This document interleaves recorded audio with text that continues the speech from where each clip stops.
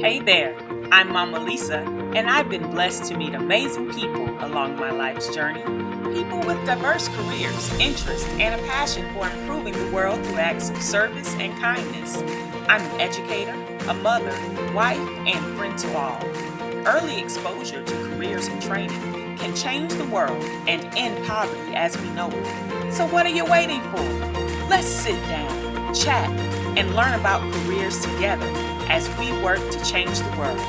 I'm Mama Lisa. I know cool people, and I'm bringing it to you. And welcome to Career Talks with Mama Lisa. Enjoy. All right, everybody, you guys are here just in time. We're getting ready to start Mama Lisa Career Talks. Let's talk education on tonight. And we are going to begin our panelist discussion this evening with Dr. Christopher Pugh. He'll share his education journey, and then we'll move our way around the round table. Up next, after Dr. Pugh, we will have Dr. Veronica Christian. All righty, take it away. All right. Hello, everyone. First of all, thank you for this invitation, and thank you for the hard work you're doing. Appreciate everything you do, Lisa. All these years, you've been working together for a while, and you've had a major impact on all of our youth in our community. So thank you. Ladies and gentlemen, my name is Marion Christopher Pugh. I'm from Atlanta, Georgia, a product of the DeKalb County school system. My educational journey, I have a mixture of private and public school. Before I graduated from high school, started off in private schools, elementary. I went to two private schools. One of them was Sister Clara Muhammad School, and one was Green Forest Christian Academy. Then I went to public school, Chapel Hill Junior High in Decatur, and Cedar Grove High School in Ellenwood, Georgia.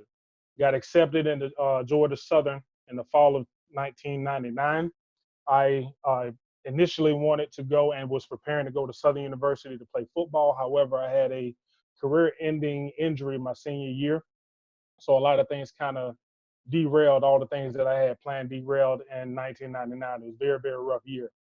So basically, when I first got to Georgia Southern, I really didn't even know what Georgia Southern was, never heard of the school.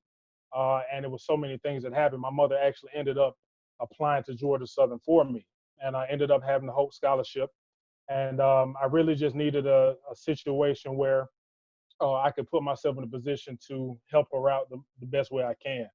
I was one of those people that I really didn't want to go to college. I just wanted to go to somewhere so I can contribute to my family. So college was never the top priority. However, I know it was a stepping stone for me.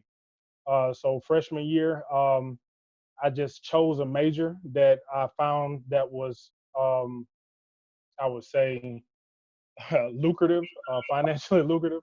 However, I had no idea what it was and no interest in it at all. And my first major was computer science or something like this. And think about it now. I hate computers and I hate science. I mean, I like PlayStations, but I didn't care how they were made.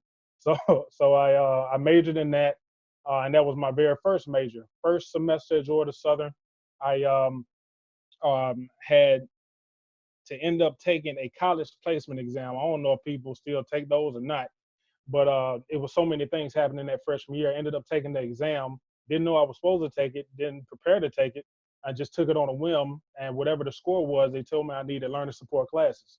So my freshman year, I had to take some of the classes that I initially signed up for. Um, and then I had to replace some classes with learning support. And a lot of people may not understand that a long time ago at Georgia Southern, they had the learning support classes that were not counted just like regular classes. So I had to take those. They were not counting towards my graduation, but they counted towards Hope Scholarship. Uh, I ended up having a rough semester, and that year I had surgery, so I was on crutches. So I couldn't go to a lot of places. Studied hard as I could, but I had a low GPA. Ended up on academic probation my first year, freshman year.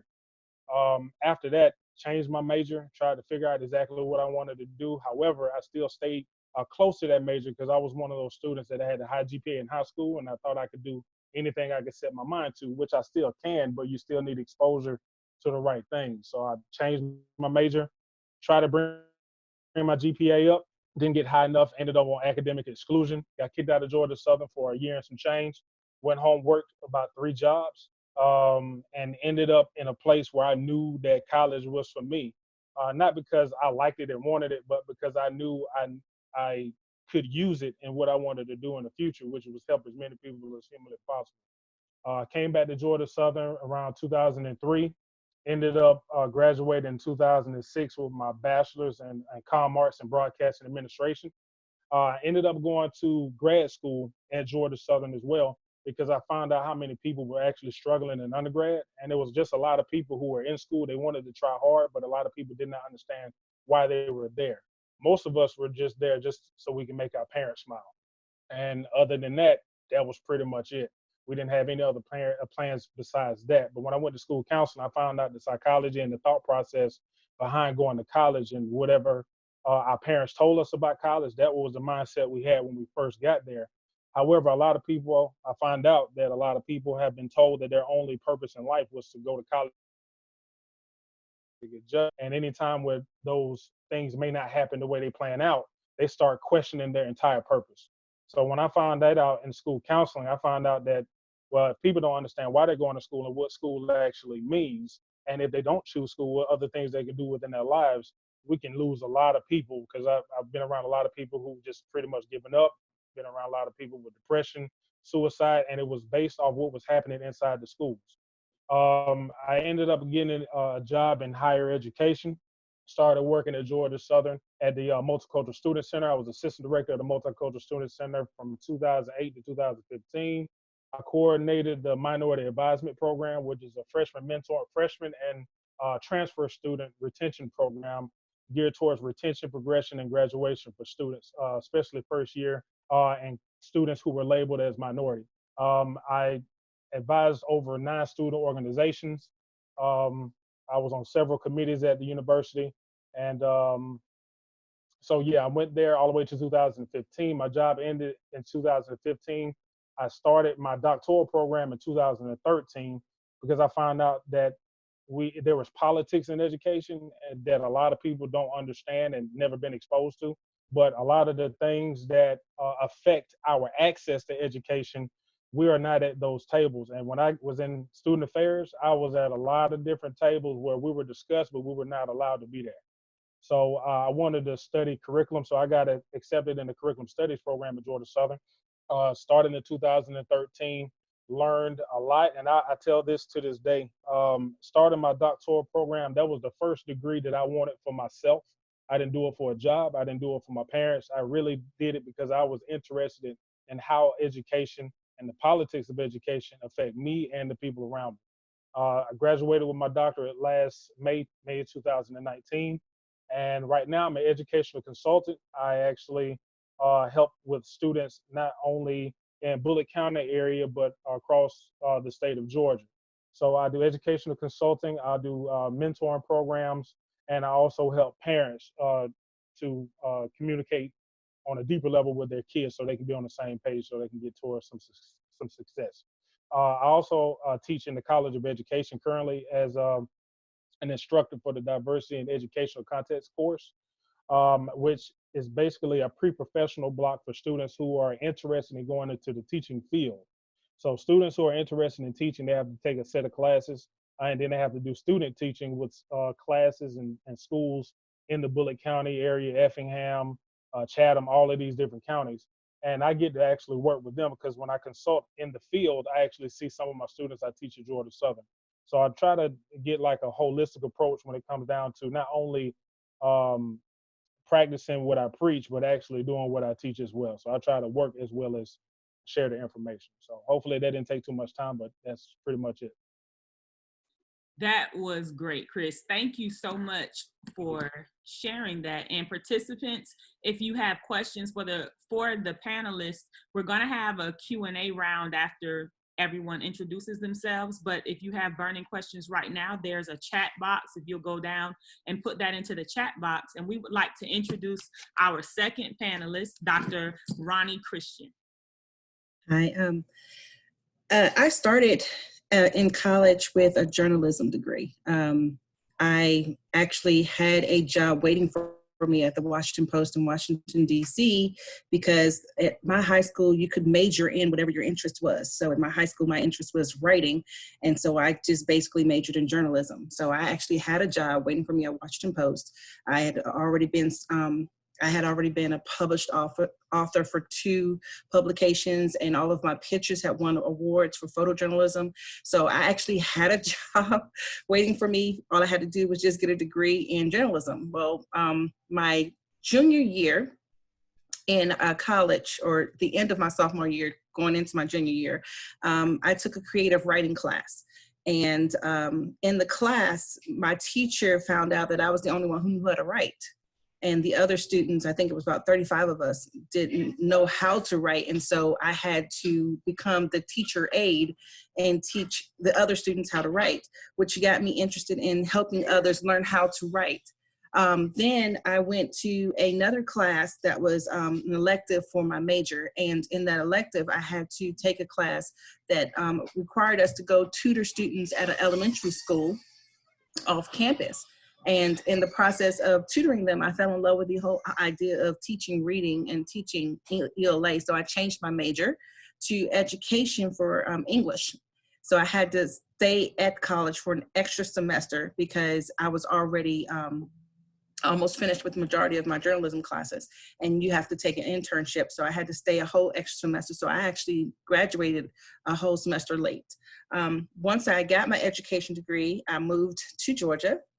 I taught there, different environment for me because I'm a DC girl, always been a DC girl. And in that process, I became a lead 9th grade teacher because I loved teaching so much. I even went to a writing program and got published again. And that was my specialty, was being able to teach students how to write. In my years of teaching, I realized that I really do love making students see that writing is not something that's a chore. It's a way to express one's personal opinions and beliefs, and also be able to self-reflect, grow, deal with things that might not be able to be discussed amongst other people. And so I went back and decided that I needed to get my master's in instructional technology so that I could show the students that it doesn't have to be a paper pen conversation. You could do things technical wise. So I went to school, got my master's in instructional technology. And then a couple of years later, I decided to get my doctorate in teacher leadership so that I could help train other teachers on how to be great instructors. So I also have my certification in teacher support coach specialist. So new teachers that come into our building are paired up with me and a couple of other adults, and we teach them how to be good teachers and how to connect with the students and make sure that they learn how to diversify their instructional practices. I mean, I didn't start off in education, and it became a calling. I feel like all of those 2 classes that I took was just divine intervention. Somebody wanted me to go into education, and I was stubborn and decided I was going to be a journalist. I was going to be the next Connie Chung, and God said, no, you're going to be a teacher. I have I've had several things that I've done with education, but mostly the thing that's the most rewarding for me is, like Chris said, I enjoyed my doctorate degree the most. It allowed me to share my passion for differentiating instruction, share my passion for learning outside the box, and also share my passion with, education does not have to be the teacher in front of the classroom giving all the information and the students just taking notes and trying to regurgitate those notes back to the teacher. I've had a rewarding career, and it's still getting better. Thank you so much, Ronnie. And now our next panelist that we have is Dr. Tameika Allen Grant. And after we hear from Tameika, we will hear from CEO Tate. Good evening, everyone. So my name is Tameika Allen Grant. I am originally from Macon, Georgia. I guess I'll start from elementary school. I went to elementary school at St. Peter Clavers. I want to give a shout out to all of my SPC Cougars that are watching. I went to 2 high schools, and I had to transfer high school in the middle of my junior year. So that was kind of a different thing, going to a brand new high school in the half of your junior and senior year. So I graduated from Northeast High School in Macon, and I played basketball all through high school. I don't ever think I really thought I was going to play at the college level.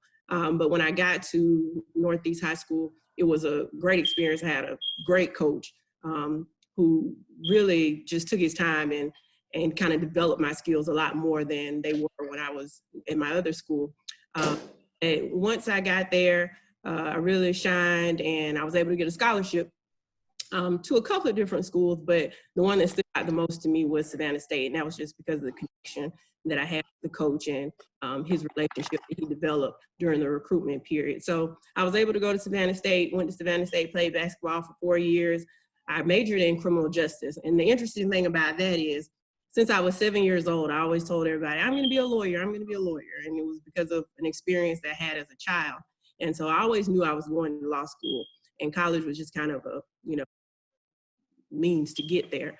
So I majored in criminal justice because during that time period, everybody just kept telling me, oh, you should major in criminal justice, or you should major in political science or something like that.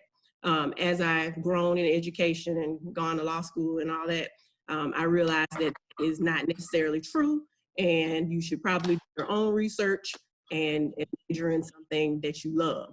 Because the great benefit of going to law school is you don't have to have a particular major. So I graduated from law school. I went to law school in Vermont, which is a shock to a lot of people because the diversity in Vermont is not that great. And I think the state is probably 2% minority or color. And my class at Vermont Law School was actually the largest minority class when I got there in 1999 with 11. So we were 11 students of color of 650, we'll say. So that was an experience in and of itself. But again, in law school, it was a great experience for me. I've always been involved in a lot of activities, even at Savannah State and in law school. So standing out and making myself known around the campus was not that difficult, especially me being a student of color. But it was a great experience, and I have great bonds that I share with students and my fellow alumni even now.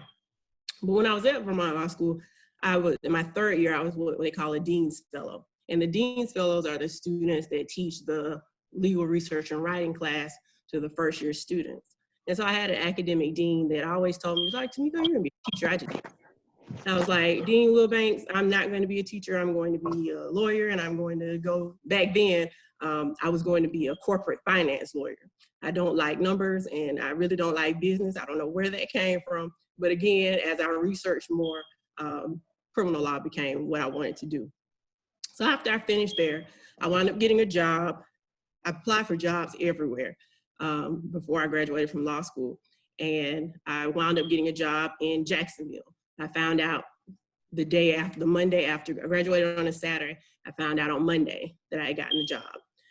And so I moved to Jacksonville, started work in August of that year at the public defender's office. Worked there for about 2 years, then went to a insurance defense firm. I liked insurance defense, but I had a horrible, horrible boss. And I had a horrible experience because of that. So you always hear people change jobs because they leave employers, they don't leave jobs. Loved my job, hated my employer. During that time, everybody has a side hustle. So I began teaching as an adjunct in paralegal studies at one of the local institutions. And I enjoyed that so much. One of the deans, they had a position open for an associate dean, and I was 29 at the time. And the lady asked me, she said, Tameika, we see you have a great relationship with the students. Have you ever thought about going into administration? And me being who I was at the time, I was like, no, I hadn't really thought about that. I said, isn't that position? I said, yeah, deans are usually really like for older people, right? And so she was like, well, we really think you'd be a good fit. You should apply. So long story short, I applied, I got that position, and I've been in academic administration ever since. So I started in for-profit education. And along the way, I picked up 2 master's degrees, one in public administration and one in criminal justice. Then I changed jobs and went into another academic administration job. And so just recently, just to bring it up to speed, last December, I finished a doctorate in community college leadership. So now I work at Florida State College at Jacksonville. It's changed names several times, but I'm an academic administrator there, and I'm over several different programs, some of which are not even related. Interior design, paralegal studies, public safety management, criminal justice, emergency management, fire science technology. And I bring that up to say that I look at the educational experience that I have as building somewhat of an arsenal. The reason that I'm over some of the varied programs that I am is because I have the various credentials that I have, and sometimes it's easier to insert me in a place to be over something because I can, as far as credentialing, I can meet those metrics. So, but my passion for education really stems from helping students learn about career pathways and having access to education. I find that a lot of students, and me in particular in my journey, you kind of know what you want to do or you have an idea, but once you get into a particular field and you just peel back the layers, there's so many options. And I think sometimes if people are exposed to those various options, then they can see the potential that they have.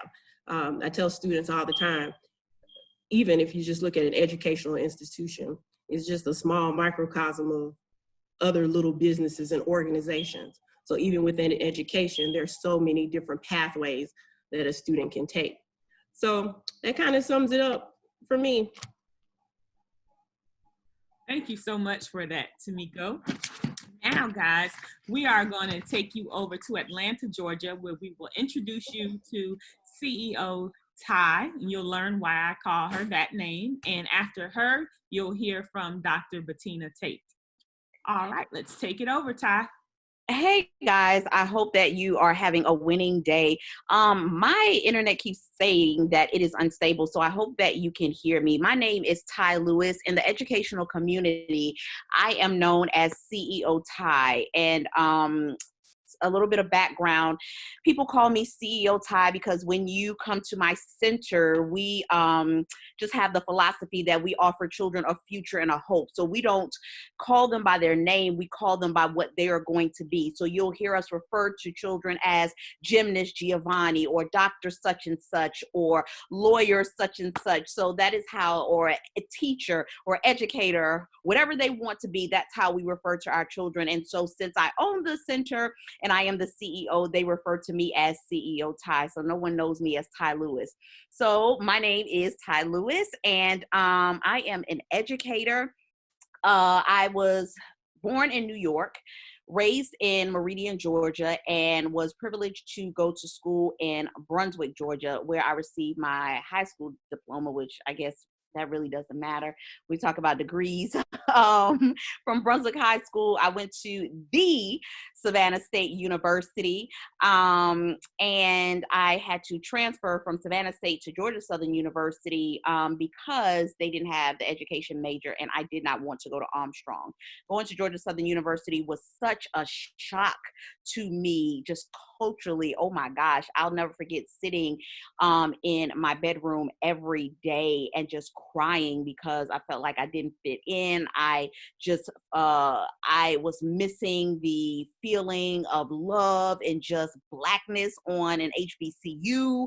I missed my sorority sisters. I didn't fit in. But one thing I did love about Georgia Southern was the Greek life and how they all just, because I was the only Delta on the campus at that time. And so they all just gathered together and just loved on me and included me, in on everything. So my major at the time, again, was education.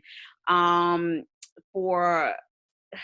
education major back then, you had to pass the Praxis 1 and Praxis 2, and I can remember what the other test was called, the basic skills, I'll say that. And I would always pass the writing and the reading, flying colors, but I could never pass the math portion. Oh my gosh. So if you didn't pass the math portion, you couldn't advance and take the rest of your classes. So I ended up changing, and I would always miss it by 1 point. I mean, go figure. So I had to change my major to child and family development. But even though, one thing that I want to just leave you with is that we may have roadblocks in life, But even though, you know, it's a no right then and I couldn't pass the test, I was missing with 1 point right then. Everything that happened, my major change was just setting me up for what was to come. My major in child and family development allowed me to just run in circles with people that I literally have access to now. So nothing, you know, all I'm saying is nothing is wasted. And so I received my degree in child and family development. I went on to actually teach in private school. And then I went back to receive my master's in special education. And back then, when you received your master's, you were able to automatically get your education degree. So I took the praxis, passed that with flying colors. So I became certified in special education, general education, reading endorsed, and curriculum and instruction. Taught in Atlanta Public Schools. And then in 2015, I was sitting at my desk and God was like, it's time for you to go. And I was like, go where? And he was like, start your own business and do your thing. And I was like, with what? And so just that whole back and forth and just leaving and resigning. Then I was an assistive technology specialist for special education. And so I stepped out on faith in 2015. I started my business, Educationally Speaking Center for Learning, with nothing. I literally stepped out and had one student. And it was an amazing experience, taught me a lot. I'm still learning. And since opening in 2015, we have literally impacted maybe 600 or 700 scholars. In addition to that, we don't just work with children in Atlanta, but we work with children in Germany and Dubai. Like we're tutoring children in Dubai, Mexico, my gosh, and in different states. So just walking out and doing what I was called to do was such a blessing, and everything that led up to that led me to where I am today. And yeah, that's it. Oh, I'm a wife, a mom. I'm sorry, I can't forget that. A wife, a mom, a business owner, a momager, because I also run my girls' businesses and their lives. A special education advocate. I think that's it. And a fool. I like to have a good time.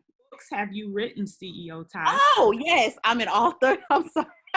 I've written 4 books, 2 children's books, Black Boys, Our Hidden Treasure, and the sister book for that book, Hello Bella, and that's for girls. I've written Confessions of a CEO for CEOs, and my first book, which was Speaking from the Heart. Thank you very much, CEO Ty. And we are going to head on down to Savannah, Georgia, where we will hear from Dr. Bettina Tate. Hello, good evening, everyone. I had a very interesting journey. I'm from Savannah, Georgia, born and raised in Savannah, Georgia. Never lived anywhere else, visit a lot of places. I would say that Atlanta was my second home because I did a lot of travel to Atlanta within the last 10 years. We used to be terrified to drive in Atlanta, but there was a time when I went to Atlanta for business and my driver got sick and I had no choice but to drive in Atlanta to get us back home. So I overcame that fear, and now I drive like the people in Atlanta when I'm there. But as far as my journey, all through elementary school, middle school, high school, I always knew that I wanted to major in business and be a business owner because I grew up with my parents owning several businesses all of my life and working in their establishments. And I knew that I was going to go to college and major in business. So I too went to the Savannah State University, where I earned my bachelor's of business administration with a focus in management and a minor in marketing. And during that time, I was a volunteer at the middle school that my mother taught at. And I used to volunteer to the coach, and the principal, we used to always say, you need to be a teacher. You should be a teacher. And I was like, no, thank you. I'm not interested. Like, I will come and I will volunteer and I'll help. And then she was able to influence me to get my substitute teacher card at the time. And I did that. And while I was in college, the substitute teacher card came in handy because there was a time when my schedule was so crazy because I was there when we went from college to university. So I kind of got caught up in that transition, and some of my classes were just all over the place.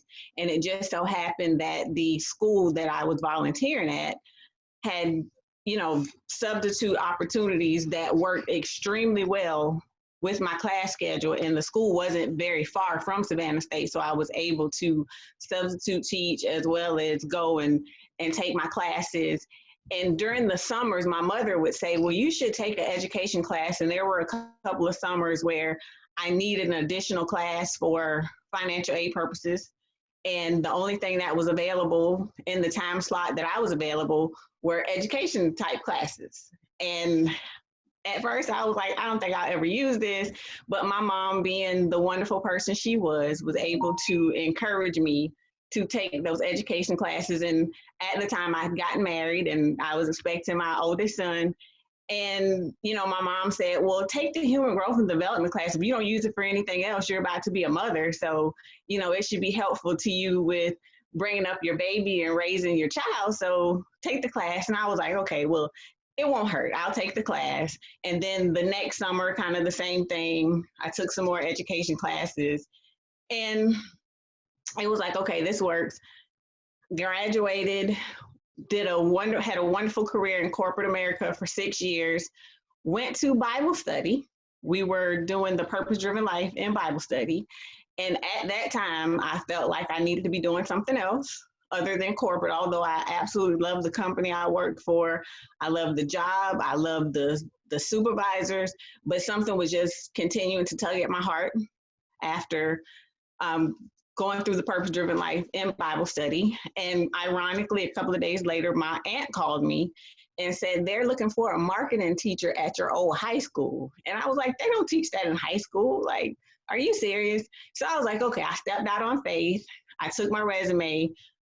Just so happened the principal at the time was the assistant principal when I was a student at the high school. And when I went, he remembered me and he remembered, you know, how I was when I was in high school, how I was involved and how I was, you know, a go-getter and just was always involved. He basically hired me on the spot with no teacher credentials or anything. I didn't even know at that time what I needed to do to get my teaching credentials. All I know is I had an active sub card because I never let my sub card expire, even though I had a career in corporate. And he was just like, come on. And I found out later what I needed to do to get the courses I need. And at the time I was also at Savannah State finishing up my master's in public administration. So it was helpful that I was in school because I was able to add on the classes I needed from Armstrong without having to pay extra. And I went through that process. And when my transcript was evaluated, needless to say, those education classes I took in college during my undergrad came in handy because I only had to do a year of additional classes and internship versus student teaching because I had those education classes under my belt, which is extremely unheard of with going through an alternative to education program to be able to finish in a year. So from there, I taught at Johnson for 7 years. I taught business and marketing, absolutely loved it. Got on every leadership team, every committee that I could possibly get on because I just wanted to learn about the full business of education. So I was able to do that. After working on the different leadership teams, I decided to go and get my specialist degree in education leadership. At that point, that's where I had planned to stop. But then I became the teacher of the year for the district in 2011, and I was able to serve on several committees at the state level. And when I met those different individuals on different committees at the state levels, they were very encouraging in saying how much of leadership potential that they saw in me and how great of a leader I was serving on the committees, and that I should consider stepping out of the classroom box. So after that, I decided to get my specialist degree. And once I finished my specialist degree, the professors were like, well, there's only a few more classes that you need to get your doctorate. So I was at Mercer and I didn't have to do any additional paperwork because I was already in the program. So I went through Mercer, to get my PhD. And the other thing about getting my PhD that was sentimental to me, my mother actually passed away during the time that she was working on her PhD. So the fact of me being able to earn that, I really did it more in honor of her and to finish what she wasn't able to finish because she passed away. So that's my education journey. After I left the classroom setting, which I absolutely loved, I went to be a program manager in our career and technical education department for 8 years. And during that time, I was honored as the educator in community service for the ACTE Region 2 back in 2012. And last year in 2019, the Georgia Marketing Education Association honored me as their Administrator of the Year, which was an awesome blessing to be able to be working in that capacity. And this summer, I started getting the nudge that I wanted to do something different. Although I absolutely loved career and technical education, I just felt like I needed to be doing something else. And I was in some other transition in my life. And I realized I had about 15 more years before I could retire. And I was like, you know, there's got to be more than this. And I have some things that I ultimately want to do by the time I retire. So in October, I transitioned from the career tech department to the compensatory programs and Title I department. So now I'm actually seeing a totally different side of education and also have the opportunity to work with some private schools. So I had a talk with God and I'm like, God, you're funny because you set me up. Like, you know what I want to do. You know what I'm trying to do. So you're kind of setting me up. You're putting me in positions and you're giving me an opportunity to meet some people that I probably would not have met in my other capacity. So I'm just looking forward to see what God has me to do next. That is awesome. Thank you so much, Dr. Tate. And now, ladies and gentlemen, we're going to hear from our final panelist. That is Samantha Smith over in Statesboro, Georgia. And right after Samantha, we'll begin with our questions. Good evening, everybody. My name is Samantha Smith, and my educational journey is interesting, like all of the other panelists. To be quite honest with you, I did not like children, and so I did not want to teach children. That was not something that I ever said that I wanted to do. But it just so happens that after high school, like many of you that I've heard, my goal was to go to college and to major in journalism. At least that's what I thought. So about 2 days after high school, I actually started at Clark Atlanta University through a journalism program that they had going on for to kind of feed students into their freshman program. And so I did that. And then my mama was like, you know what? You are not staying in Atlanta. It's too much of a party here because I'm born and raised in Brunswick, Georgia. And she said, it's too much of a party here. So you need to make some decisions. You need to get closer to home or come home. She was relocating back to Brunswick. And so midway between Brunswick and Atlanta, Statesboro, Georgia. So I ended up at Georgia Southern University, literally dropped off with all my belongings and my $600 financial aid refund check. You couldn't have told me nothing. I was balling. This was the summer of 1996. And so I started my journalism classes. I was really excited about it. And then met this soldier, fell in love, started a family. And before I knew it, I was fat and pregnant and could not get through the journalism classes. Well, it was actually broadcast journalism. And it was just a struggle. So 9/11 happens. And I'm in the Com March trailer at Georgia Southern University. Pregnant with our second child at this point. And I just knew I wanted to do something different. I didn't see myself going on TV, much like some of the other journalists and anchor people that I saw. It was just like the media was just not the place that I wanted to be. So I started volunteering in my community. And lo and behold, I end up at a local community center run by Miss Ada Cooper. She's a jewel in the Statesboro community. And she taught me the foundation of volunteerism. And she basically said, you know, this isn't your hometown, but home is wherever you serve. And I held on to that for all of these years. And so serving those young people who are now parents themselves, I realized that that was my connection to the community. So after I finished my degree, I ended up finishing Georgia Southern. in 4.5 years with my PR degree. Had no idea what I wanted to do with a PR degree. It was just, hey, mama, I got a PR degree. Georgia Southern was done. I wanted to learn more about how how that community ran, how Statesboro community ran. So I went into the public administration master's program, and I learned a lot as far as local government was concerned. Well, during that time, I lost my job. I ended up divorced, and for a long time, I was unemployed. But I continued to serve. And like many of you all, where you said, you know, God kind of had a conversation with you.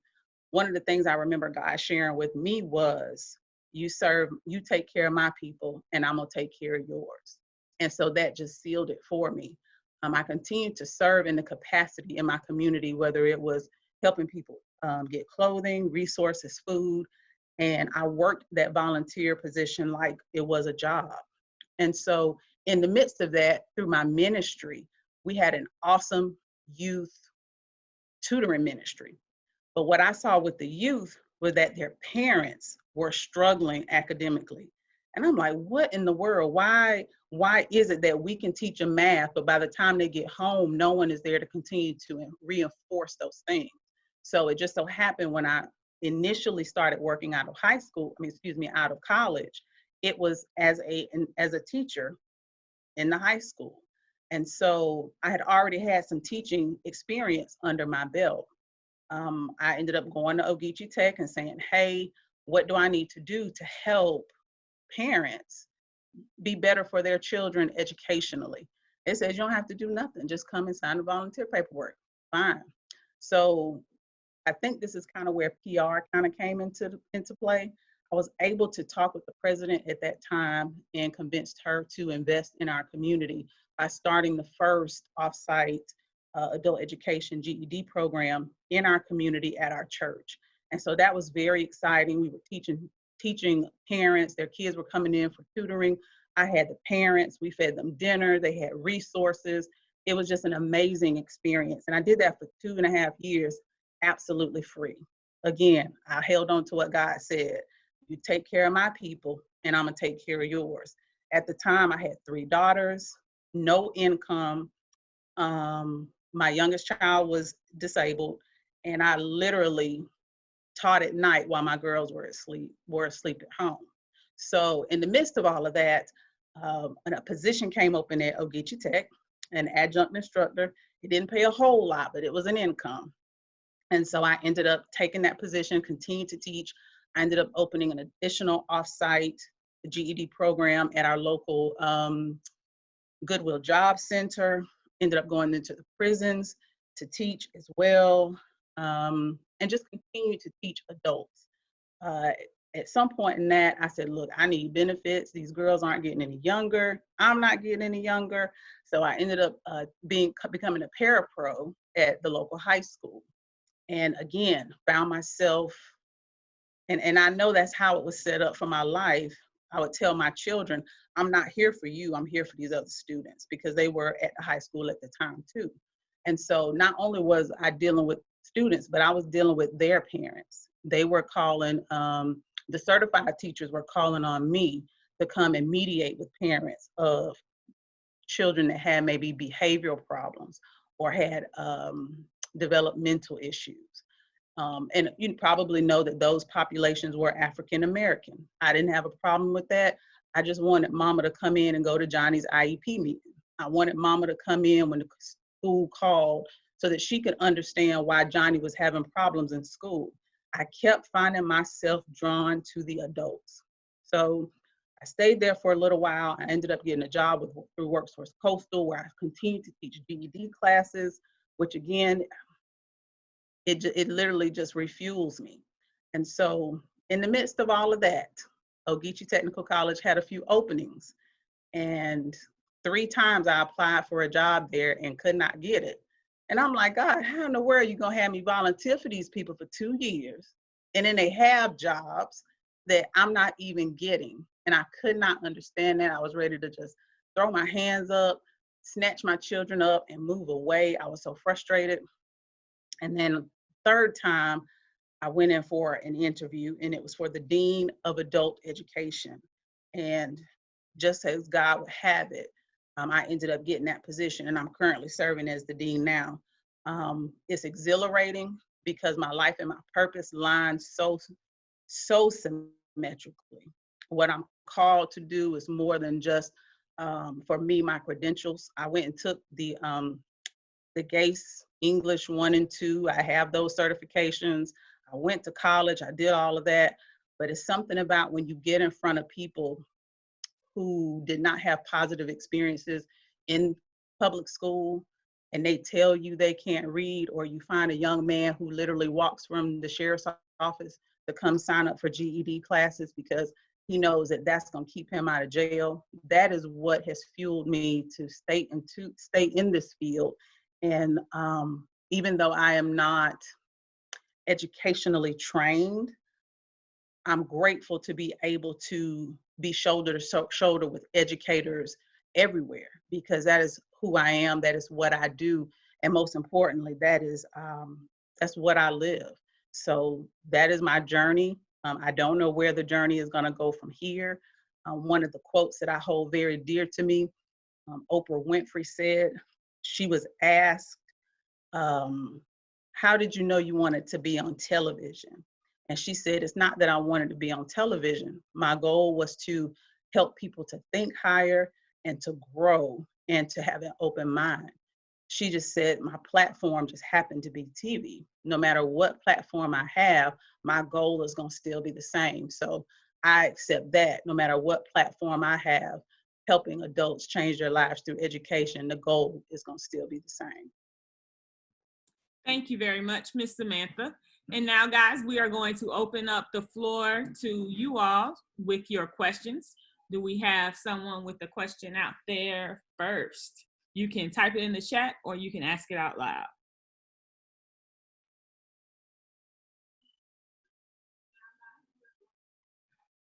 All righty. Now Pearl Mitchell has a question. Her audio is connecting.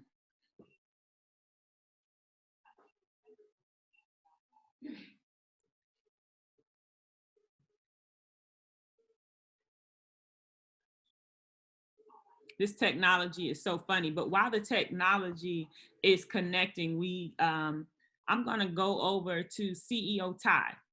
Now, CEO Ty, one of the things, I have been following you on Facebook for quite a few years now, and like many of our other panelists, you have an overarching message about faith and listening to the voice of God in your life.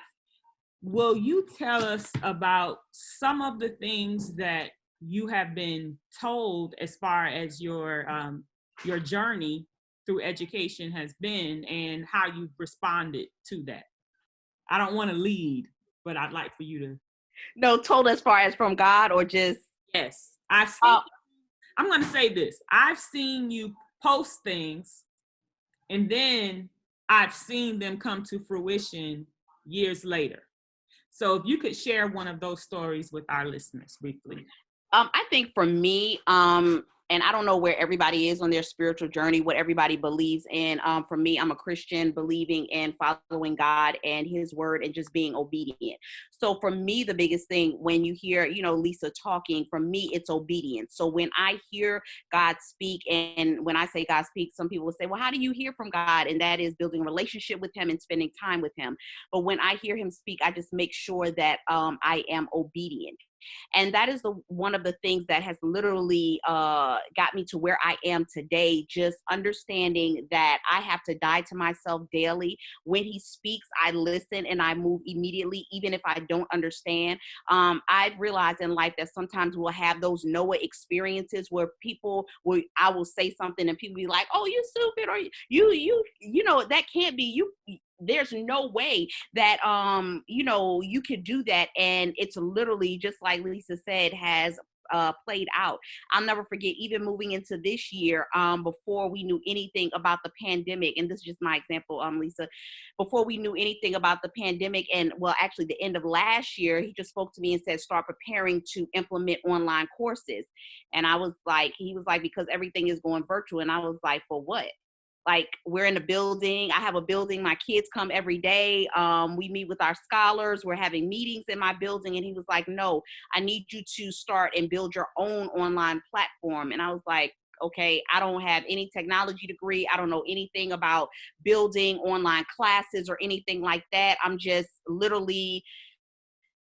literally using what's in my hands. And so I went to the Teachable website, started building, and I kept putting on Facebook, y'all just start thinking virtually, just start, putting your things on, online platforms.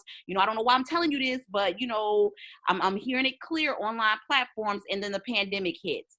And literally, God put us in the position where we were able to move seamlessly from having our children in a building on a Thursday, and that Monday, everybody was online virtually.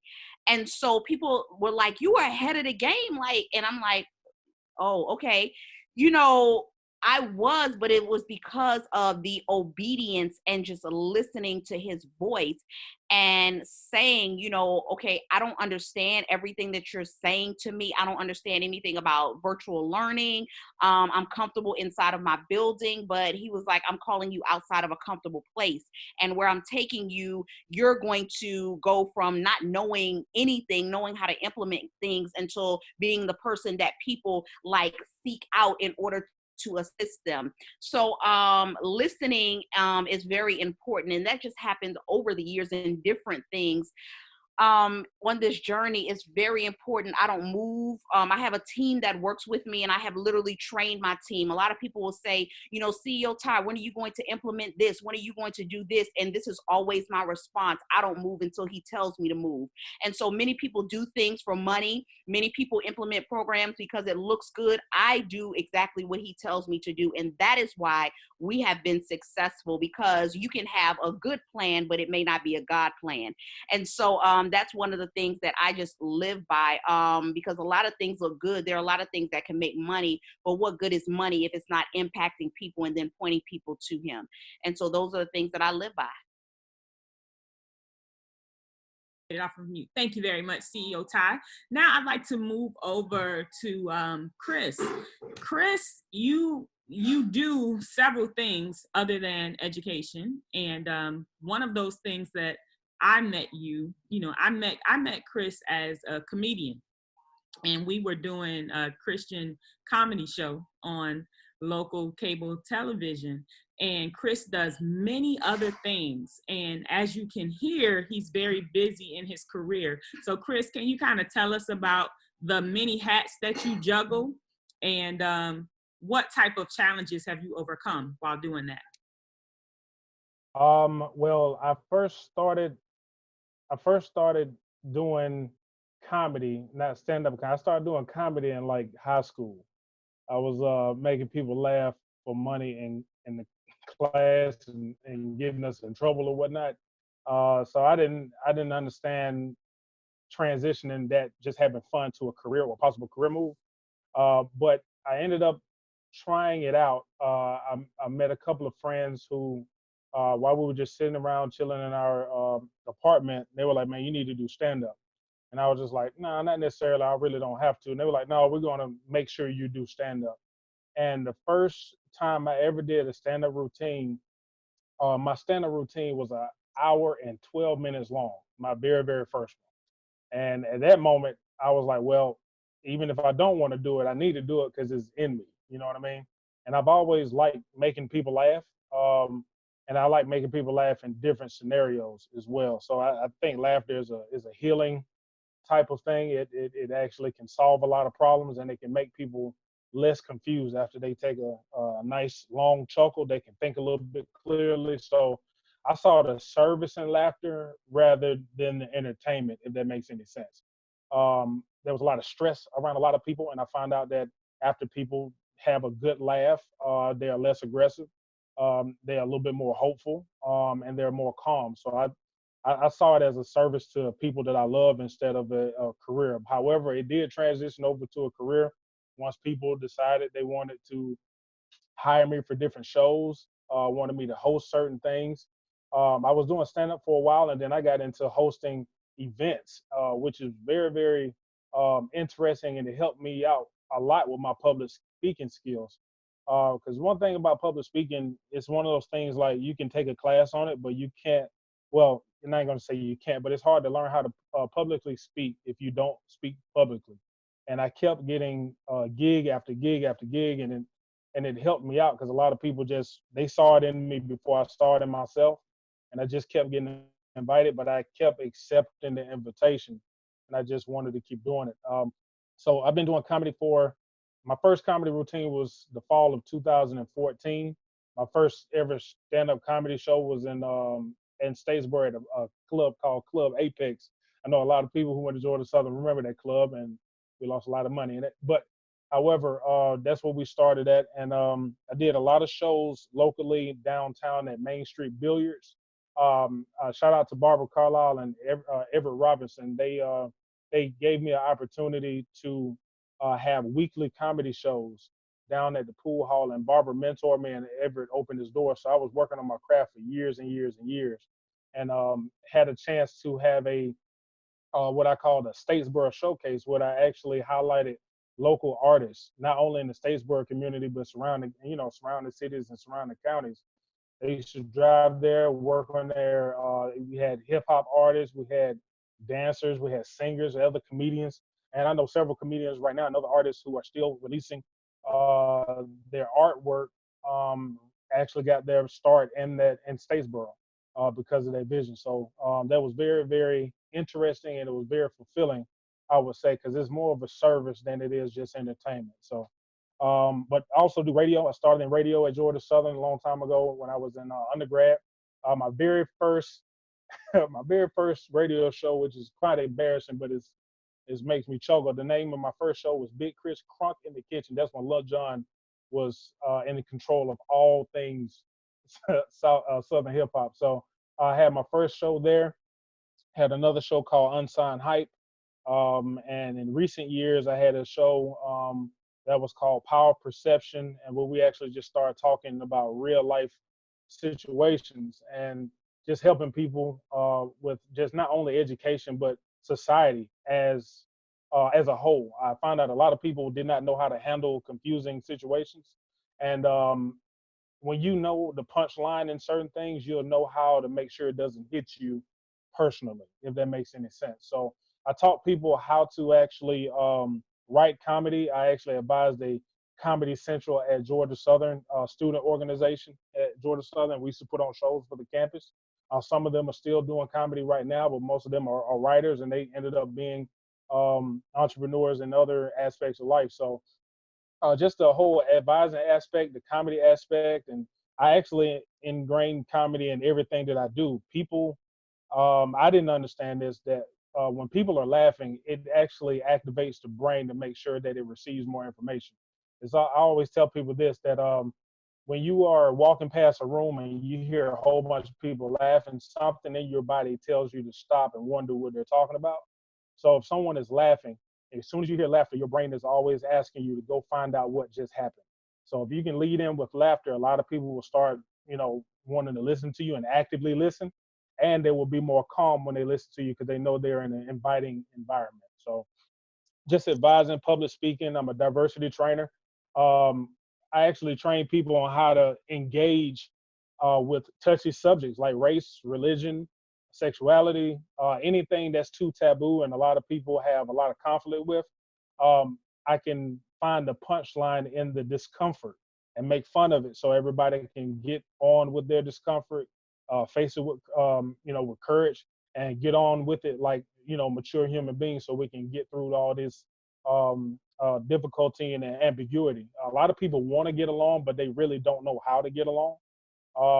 And I found out that active listening and clear communication is a key that's missing in a lot of people's lives. And I wanted to make fun of it at first, but I found out how serious it is. But it still needs that laughter. But I think is a major topic that needs to be discussed. Yeah, so that's in the comedy realm. But public speaking, I still advise, offer mentor services for children right now. Like one of the panelists just got finished talking about that we just moved everything online right now. And I think it's a very, very interesting time for everyone who had ideas. I think this pandemic was a moment of clarity for all of us, whether we paid attention to it or not. We're finding out what we possibly were doing that needed to be changed, and now we're finding out the different opportunities that we have because they're clearly staring at us in the face. And right now, I think a lot of people have that moment of clarity and a moment of rest to go ahead and take that first step forward. So I'm proud of everyone who's resting, but they're resting with purpose because they're resting to get things done when they come out of this I guess this major 20-second timeout we've been having since March. So, but yeah, that's just a little bit. Hopefully, I answered your question, but that's what I had. Thank you very much, Chris. And I think that Chris's story proves that laughter is good for the soul and it's also good for the pocketbook or the wallet. Now, I would like for you guys to share some of the struggles that you've had along the way. Tameika, if we can begin with you. I don't like, well, struggle is definitely some of the things that I've done and had a lot of challenges, but I try to turn every challenge into an opportunity.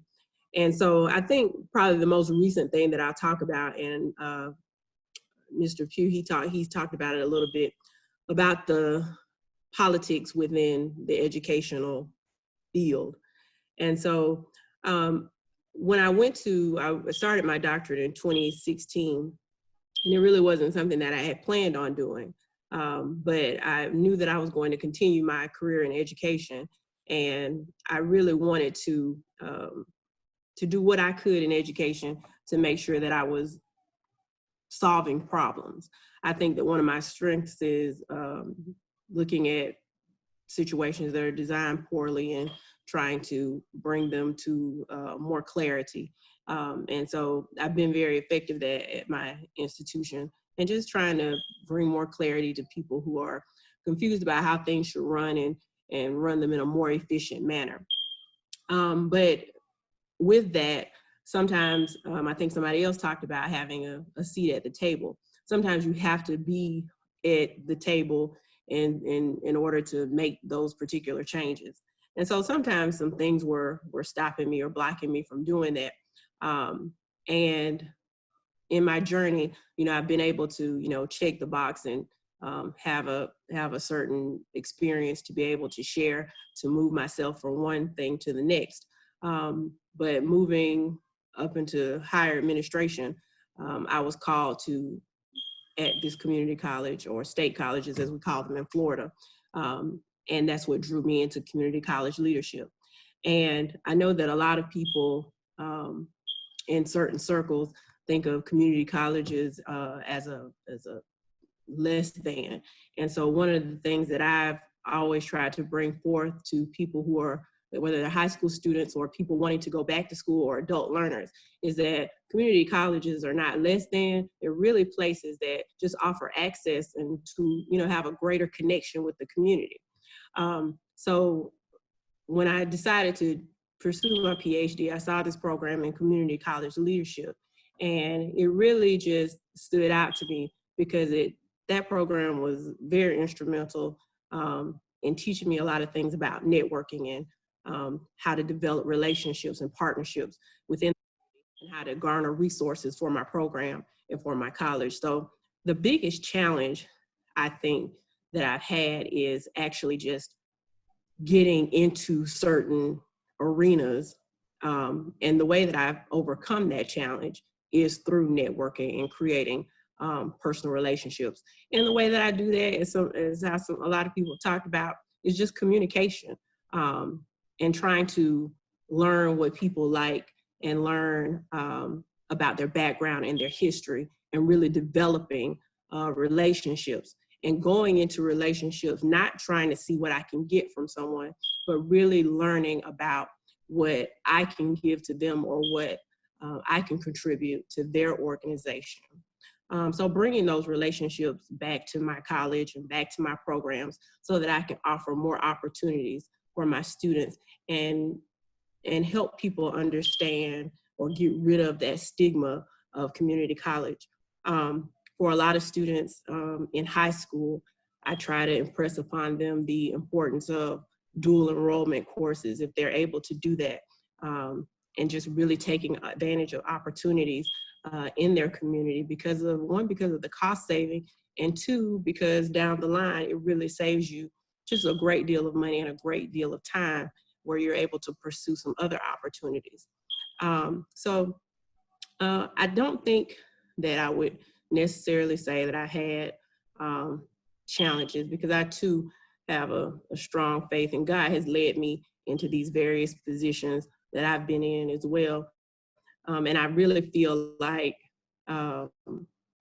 developing personal relationships will help me overcome the challenges that I'm presented with.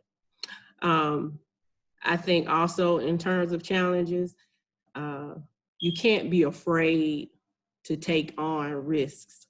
And you can't be afraid to take on challenges that you may not know anything about. I've always been a proponent, as you heard me say earlier, of kind of like building an arsenal. I'll never turn down an opportunity to do something that somebody asked me to do. And the reason that I'm that way is because I really feel like you can learn in every experience. So sometimes looking at a challenge as an opportunity can really just broaden your horizon. I won't say that I like to take risks, but I do think that taking risks can help you improve and sharpen your tools. And so I would just say that I don't look at things as challenges or struggles, but I really just try to create connections and relationships, and that's kind of helped me tackle those challenges. Thank you, Tameika. Now we'd like to go over to Ronnie. Ronnie, I know that on top of your teaching duties, you've shared with us that you do several things in your school with training other teachers, but I'd like for you to share, Ronnie juggles a lot, and she's also a mother. She's also a wife. Can you tell us about some of the many hats that you wear, and how do you manage that in your life? I think many hats is probably a good word for it. I am a cheer coach. I am the drama coach. I was the FEA, or Future Education Association advisor, until they moved it to the business school. I am also a teacher coach, and I do a lot of things in the building. I have a class that I teach, is reading enrichment class, where I teach students who are below grade level, and I try to get them to the 9th grade level. And that takes a lot of time from me too. I'm also a soccer referee. I got to that because my children were into soccer, and I'm a soccer coach as well. And they were really serious about playing on the collegiate level. And I felt like, me being, who I am from an education standpoint, I felt like they needed to see it from both sides, as a player and as a referee, so they could play the game better. So I made them become soccer referees. And then when I realized I was sitting at the games waiting for them to make their money, I could be making money too. So I got my soccer certification. So I'm a soccer referee as well. So all three of us are on the field refereeing a soccer game on any given Saturday. I think my husband's also a coach. He's a football coach, a basketball coach, and a soccer coach. So I think the biggest hat that I wear is just being a wife to a coach and a mother to 3 athletes. I juggle a lot of things. And people laugh at me when I say this, but those time management games like Diner Dash and things like that, I think that taught me how to be a great time manager. And my mom taught me how to be a great time manager. And those things helped me figure out how to, schedule things so that it won't be a conflict.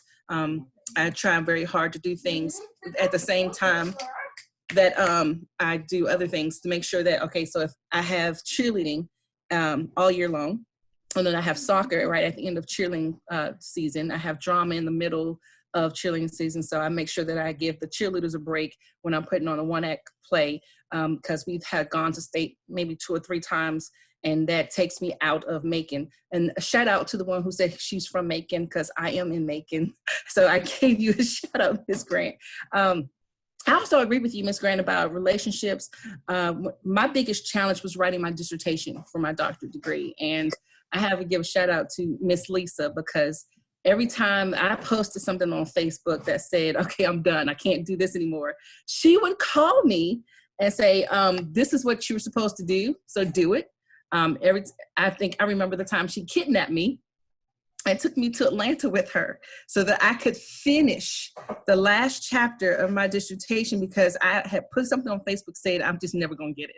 And she was on her way to Atlanta and she saw that. I don't know how she saw it, but she pulled up in my driveway and said, pack your bags, you come with me.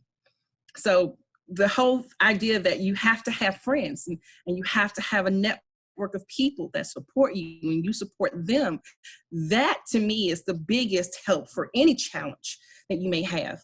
My husband would take my kids out the house and take them skating, of all things, so I could finish a chapter. So I feel like my biggest challenge was learning how to say I need help. And I think Lisa Campbell and Ron Christian and Lee Norfleet and Kim Hernandez and Doris Harris, all of those people that I surround myself with, those are the people who get me through those challenges, because they remind me, one, to laugh, like Chris said, two, not to take myself so seriously that sometimes I do, and three, to remember that everything is for a reason. And sometimes I forget that everything is done for a reason. Everything that's come for me, I feel like was destined for me. I think that was God's plan. And if I just get out of his way, everything happens, and everything happens the way it's supposed to. So in order to wear my many hats, I learned how to manage my time. I learned how to talk to people when I am feeling overwhelmed, and I've learned how to ask for help. And those are the things that has helped me get to where I am. And I'm working on my novel, so hopefully I'll get that done too. That's awesome, Dr. Ronnie. So now we're going to head on back over to Savannah, GA, and we want to hear from Dr. Tate. Dr. Tate, you choose. Do you want to tell us about the many hats you juggle, or would you like to tell us about some challenges that you've overcome? Well, actually, you see the bridge behind me because I consider myself a person that builds bridges and help people to get across bridges when it's necessary. So that's the significance of my background. So I'll probably do a little bit of both.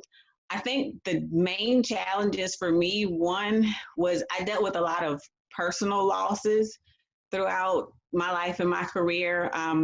My mother owned businesses, but then when I graduated high school, she went back to doing what she loved, which was teaching school. And shortly after that, she passed away. So that was a challenge because at the time, you know, I just got married, I was a young mother, and it was a time that I really needed her in a woman friend capacity. And that just wasn't available. Also, during my teaching career, my sister was also a teacher.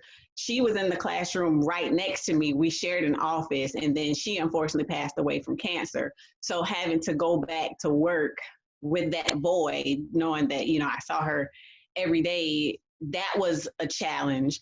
And also when I was working on my doctoral degree, my 13-year-old nephew passed away. So that was a challenge. And it was like, how do you balance all these losses? So what I learned is I became more compassionate towards other people. So when I started working with students and teachers, when they were going through things, it was easier for me to identify when they were acting out. It helped me to identify that it may be something deeper going on here.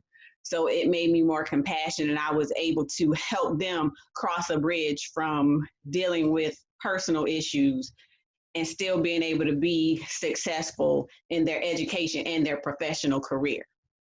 Another challenge that I face is just sometimes when I'm working, some people see me as a threat, and I'm not trying to take anybody's job. I'm not looking for anybody's job. I'm just trying to do my job.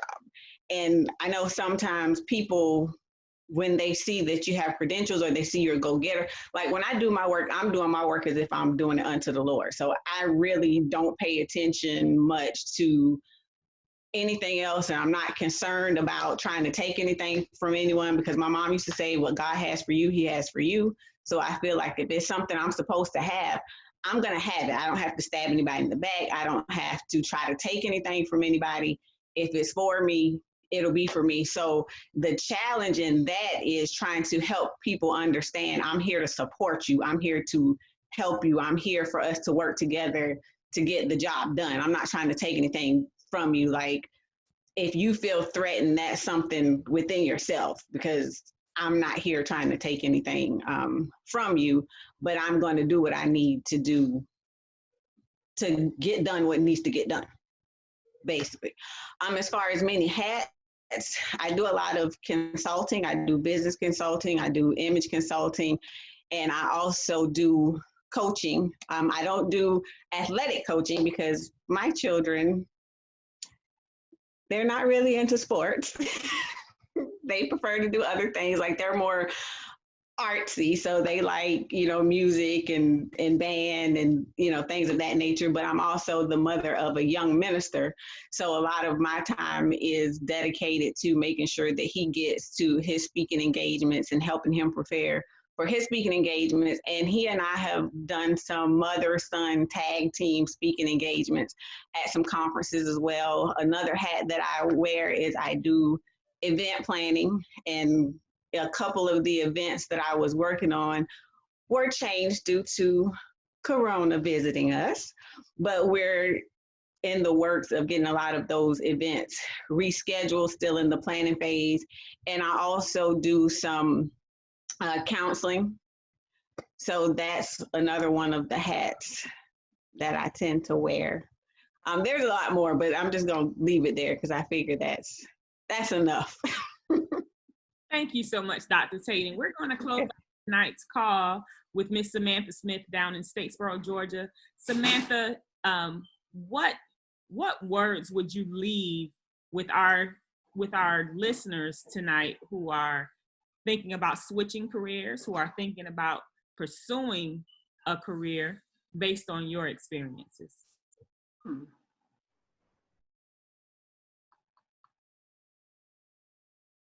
What I would leave with people who are looking to switch careers, follow their hearts or passions or purposes, don't get so hung up on the lack of maybe a credential.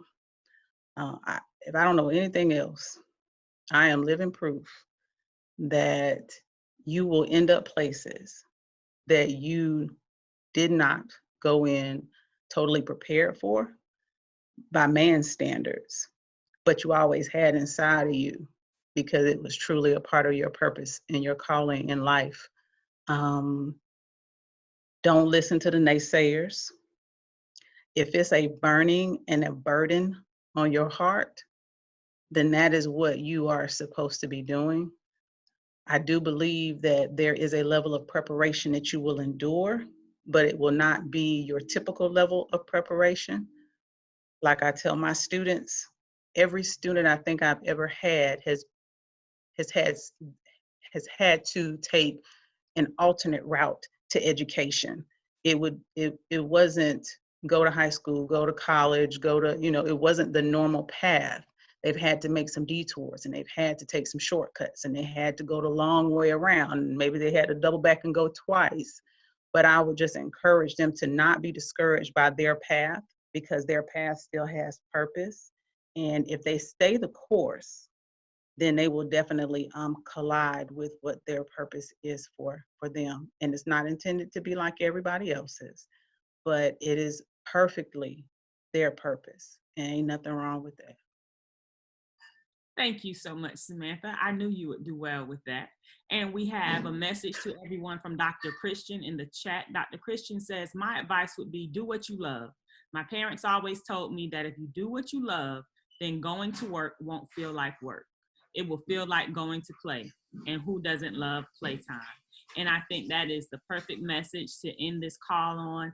I would like to thank all of our panelists for calling in tonight. I would like to thank everyone who tuned in to listen. I hope that your life was touched for this. I am Mama Lisa with Mama Lisa Career Talks. I know cool people, and I brought those cool people to you.